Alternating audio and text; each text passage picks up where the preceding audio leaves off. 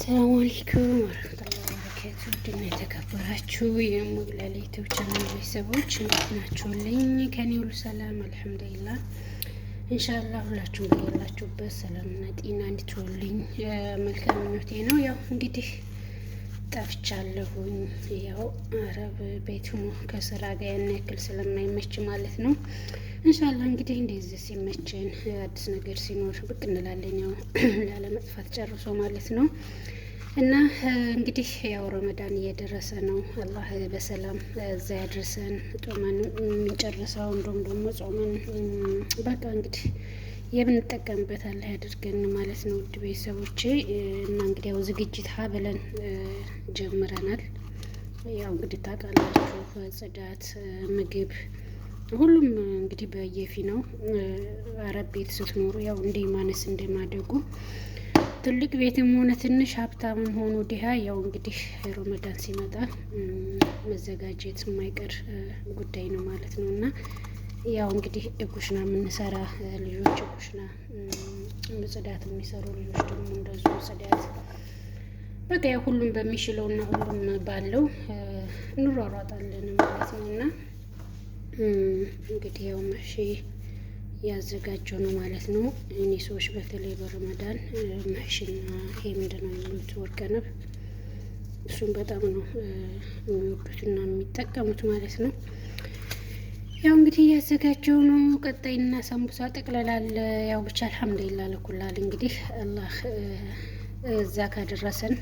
ምክንያቱም የዛሬ ዓመት ከኛ ጋር የነበሩ ዘንድሮን ለመጾም እንደዚህ በቃ ቅድመ ዝግጅቱንም ሆነ መጨረሻውን ላለመዘጋጀት አላህ ያላደላቸው በህይወት የሌሉ ብዙ በዙሪያችን የምናውቃቸው ቤተሰብ ጓደኛ አለና እኛ ደግሞ እድለኞቹ ነን።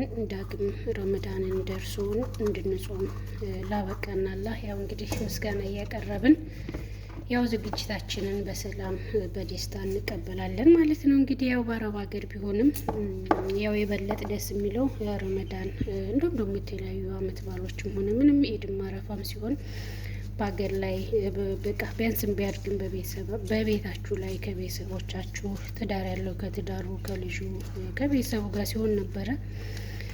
እንግዲህ አልሐምዱሊላህ ያው እኛ ደግሞ በአረብ ቤት በአረብ ስራ ቢሆንም የምንቀበለው የምናሳልፈውም ብቻ አልሐምዱሊላህ እንግዲህ የሚያልፋል። ነገ ከነገ ወዲያ ደግሞ የተሻለ ቀንና የተሻለ ጊዜ ይመጣል በማለት ያው እንግዲህ በተስፋ እየለፋን እየደከምን ያለ ነው ማለት ነው። ኢንሻአላህ ይሄም ያልፋል።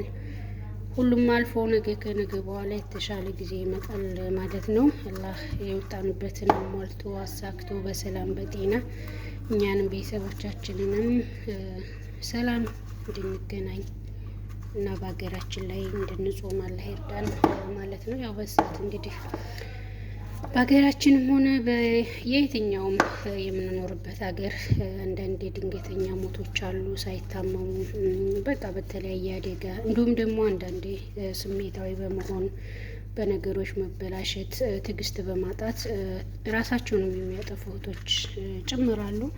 እንግዲህ አላህ ከእንደዛ አይነቱ ጠብቆ በሰላም በጤና ከቤተሰቦቻችን ጋር ያገናኝን ማለት ነው ወዶችዬ።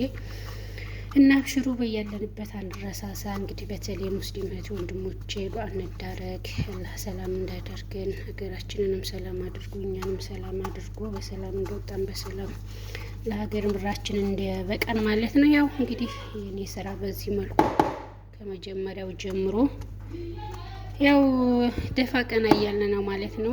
እንግዲህ እኔም ስራ ያለ ስራ እናንተ ቪዲዮ እንዳይረስሙባችሁ በዚህ ይበቃኛል።